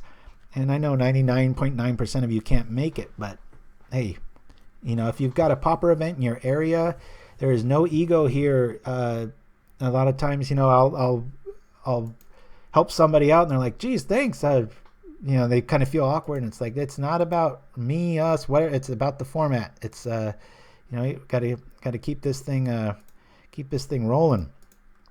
So if you've got a Pauper event, don't be shy. I'll be more than happy to make you a flyer or pimp it out on Pauperganda and stuff. As long as it's about the format, man, it's all good times.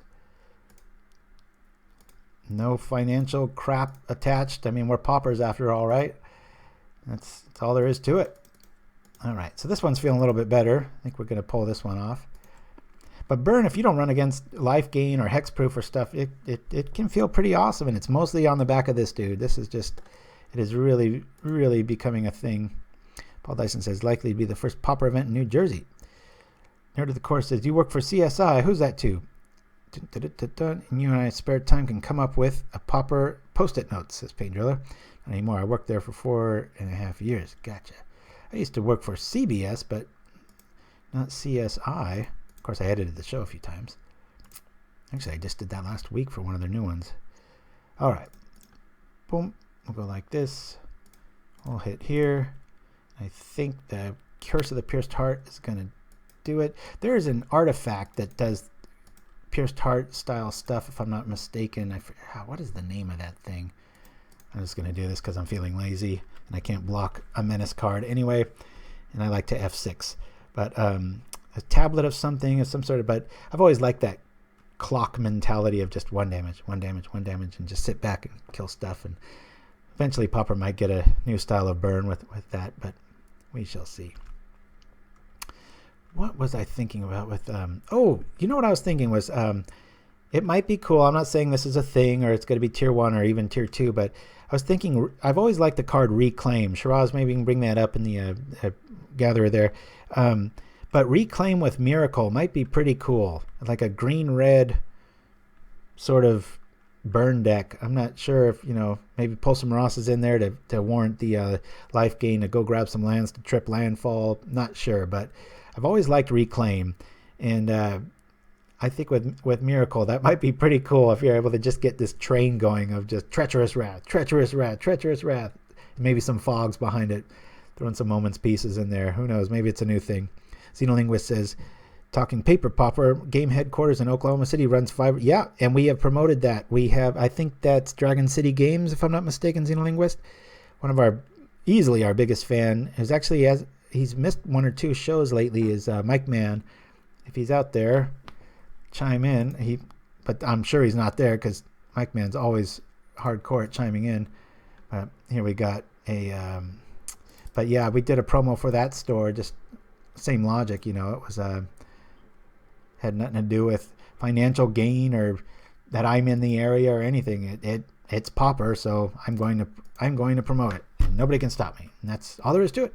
But yeah, we threw out a little shout out to that whole store. So that one's in Tulsa. Okay, so if you got one, Xenolinguist, and the show guy is cool with it, I don't know why they wouldn't be. Free promotion, right? Send me any info at pauperganda@gmail.com, maybe the show logo and just the bullet points, the time, the date, that sort of thing. I'd be more than happy to put together a little slate picture / video, depending on amount of footage we get, and I'll just play it during Pauperganda, and we'll be all the more merrier. But yeah, it sounds like Oklahoma and all these places have a much better scene. So But anyway, guys, we're at about the 2-hour mark, so I'm going to quickly, just for the sake of it, go over the Hexproof deck list that we did play in the tournament today. We went 3-2 with it, which is a horrible outing for Hexproof. I probably could have made it a 4-1 if I wasn't live, but what are you going to do? So this list, the big difference is I run mutagenic mains. I love the surprise value even against non-electricity shrivel style strategies. They do that combat math wrong with all the trampling we've got, and a lot of times that extra 2 really comes back to bite them. But other than that, my only big difference is I'm always been a fan of Flashback Moments Peace, mostly because we are running Commune with the Gods, which throws stuff in our yard, which is why I run 2 Flaring Pain, because Leroy B and a lot of the tournament regulars are running 4 Moments Peace main in that new Wurgaroo build, however you pronounce all the mana costs all at once. And I really like Asha's Favor against Delver. We didn't see it come into play today, but between this and this, it's usually enough to bring down Delver matchups. But anyway, guys, I'm gonna roll out of here. We're gonna run some commercials, and we will see you next week. Thank you for watching. If you've got any commercial ideas, all that stuff, make sure to support the format as much as you can. Not about us, you, whatever. It's about the community, and we will see you next time. Deluxe Cough out. What's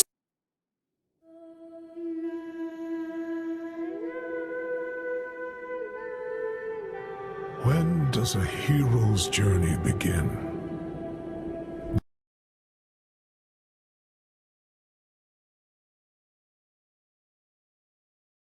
The Marilagia. If you are going to drink like a wizard, then you must release the beast. Marit Lager. Crack the ice and release your beast. Available at all fine Sinclair superstores. Worm would like to remind you to drink responsibly.